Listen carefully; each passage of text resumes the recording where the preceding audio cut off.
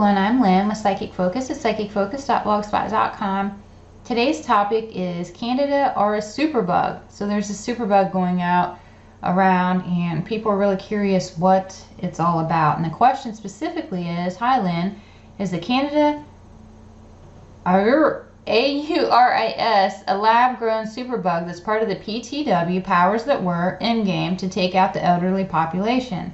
While we're at it, Measles resurgence. What's that all about? So I wanted to look into this really strange of Candida bacteria, what that was, and also look at measles and kind of give my intuitive impression on that as well. So when I tuned into this, I get it's more about an experiment that went wrong, and this is regarding the bacteria superbug. There's a lot of immunizations out there, and new ones are being created constantly, which we all know that. Think how many more we have versus 10 years ago. If you were to look at a chart of what was required, even when you were a kid versus what's required now, I mean, it's quite astonishing how many more they've added to the requirements, and also just how quickly it's happened. At the onset of this, I get it was caused by an unintended consequence of creating new immunizations for the market. It was something to do with pneumonia, and I get they were trying to create something to prevent or lessen the severity of pneumonia when this rogue strand that was very resistant was inadvertently created.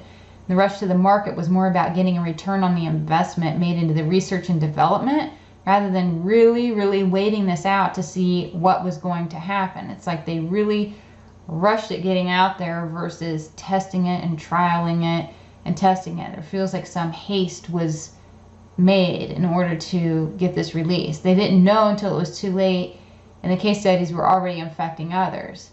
I also get that they sent these immunizations first to another country to have them test them to speed up the release. However, with international travel, two things happened really. One, they sent it off to be tested, and they didn't wait long enough or test what an incubation period was going to be before they released it locally. And also with international travel, it moved fast to other areas. And I get this bacteria lives off of sugars, which is in about everything that we eat when you start to read the labels. So eliminating this for your diet can help someone to fight it off should they get infected, at least with better success, because it starves the bacteria. And the best defense to this whole thing is to stay healthy, do periodic detoxing, and just use common sense, washing hands and doing things. You don't have to be neurotic, but be mindful. Measles is really, this is about the measles part of it. It's about fear to get people to push the agenda to get everyone immunized. And I get it's intentionally released in certain geographic areas to create panic, encourage people to want to be immunized, and strengthen their cause to legally make it a requirement. This is all fear. I hear the root of most things can be traced to both fear and to money, most times using money or fear to make money. So all in all, that's really what I got regarding these two things.